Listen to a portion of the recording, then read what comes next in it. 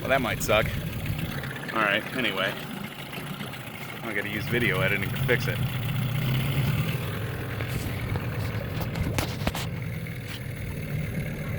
So there is Bruce floating.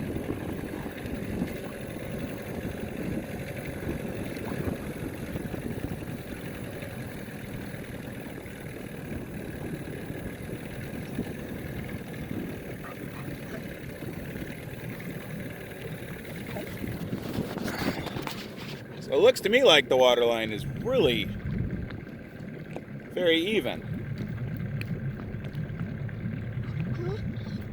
Maybe a little bit to the back yet. Looks good floating, yeah? Questions or comments? Go ahead, drop them in the bottom. I think she's rather lovely myself.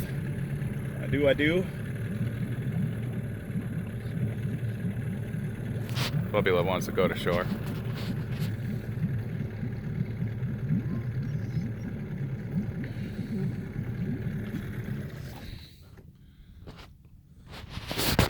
As you can see, it's a fairly beautiful night here.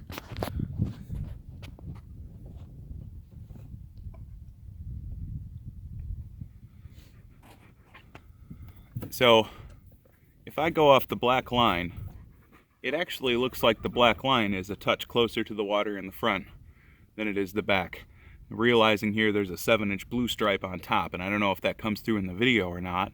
And actually, if you follow the blue line, which isn't exactly straight, which is very tricky to do because the boat's contoured, but it rises quite a bit in the back.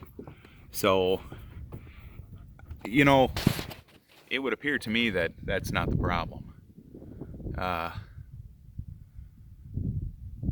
don't know.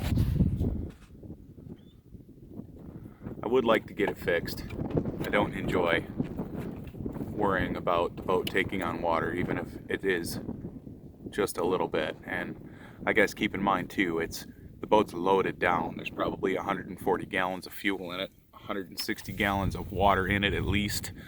You know, months worth of food rations, multiple gallons of propane fuel, generator, clothing, 50 pounds of dog food. So we're in the water, we're comfortable. It's really beautiful here. We're not without problems. We got a decent water leak. I got a wind generator that I took off. Word to the wise, if you ever want to store a wind generator, pull the blades and store them someplace flat, because I'm an idiot and I left mine on my bow. And it's up there. I got it locked out with a piece of rope because the blades are bent and it vibrates so terribly that it was kind of shaking the whole boat and it was annoying. So I climbed up there, and if you take those wind generators and grab them by the tail, and they're fairly intimidating to stare down when they're spinning, but if you grab them by the tail and slowly start turning them into the wind will stall them out, and then you can grab a hold of the blades and safely lock it out with a piece of rope if you're ever in that situation. Now you know. Don't let it hit you though. I think that it would take your face off when it's spinning.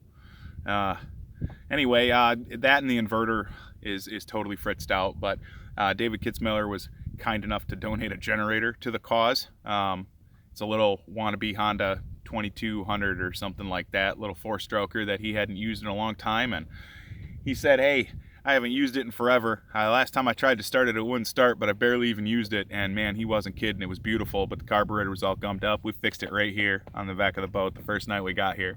It was like the third thing I did was fix the generator so I could make a pot of coffee, and then I shot that video. So, all right, I'm gonna stitch this together, probably launch it tomorrow. I know that my channel's a bit chaotic, so I'm gonna try and tighten things up so my storyline makes more sense. I'm sorry, my life is chaotic, and I'm not a video guy, really. I'm just a country boy trying to survive. So cross your fingers, cross your toes, we make this thing work.